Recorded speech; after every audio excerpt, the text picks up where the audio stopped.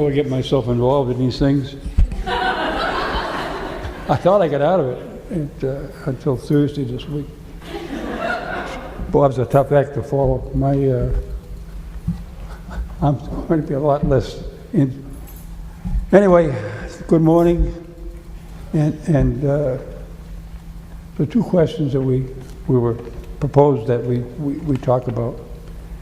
And I wish I had known all the dangers of smoking. Even though I stopped close to 40 years ago, it was too late. My reward for supporting the tobacco companies is COPD and emphysema. The lesson I would pass on: if you are smoking, please try to stop.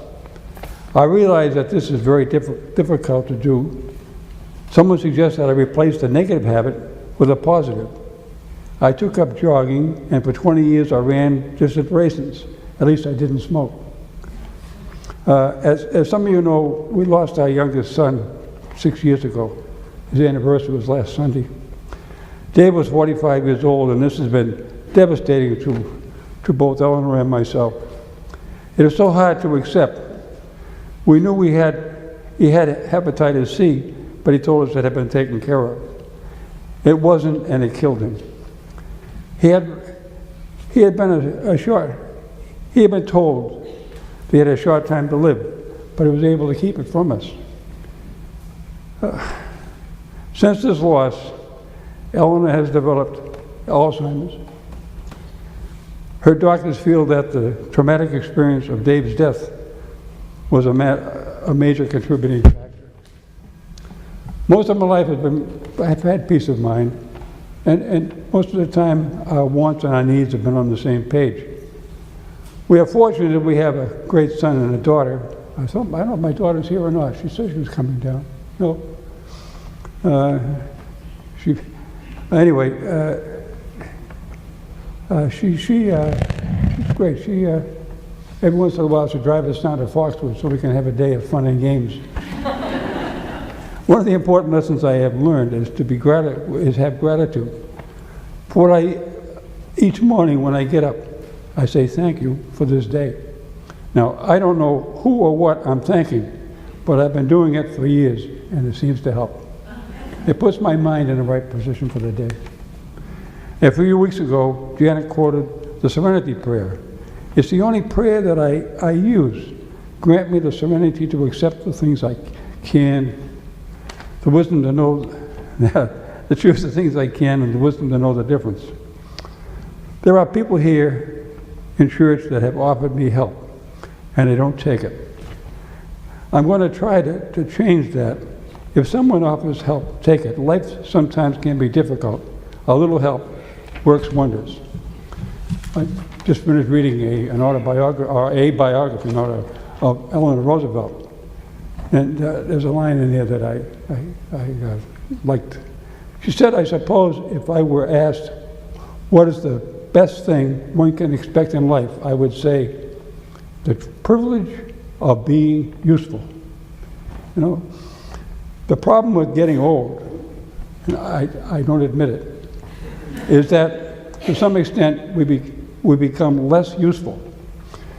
Eleanor and I, we used to volunteer several different places, medical center, senior center and all, but now we can't. Physically or mentally we can't do it. And I tell you, it's a very difficult thing. We have many days where we look at each other with nothing to do. I'll end up with this. There's a musical number that the compact big band plays, and that says it for me. It says it all. I'm too old to die young now, and I feel that way.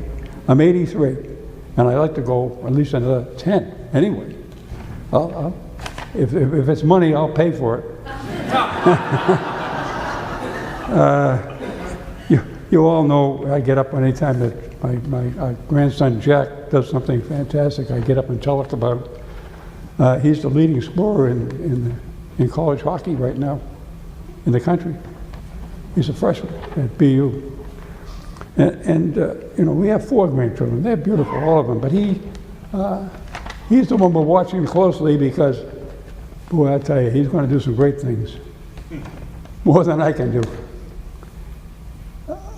I don't have a message. You know, I live my life a day at a time. I do the best I can and try not to hurt anybody. And I suggest that to anybody here. You know, we can't apologize. You know, if we do something wrong, we hurt somebody. I think it's important. It's important to I remember when we first got married. We've been married over 55 years now.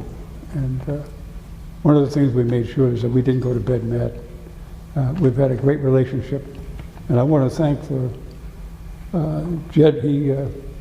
He played a great song during the collection that my wife and I became very emotional about. And she's a beautiful girl. And I wish things hadn't happened the way they have. But I got up this morning and I said, thank you for this day. And I thank being with all you people. And I know that Laurie and a few people have offered us help and have not taken it. But we are going to, from now on, we'll take a little bit of help. Thank you very much.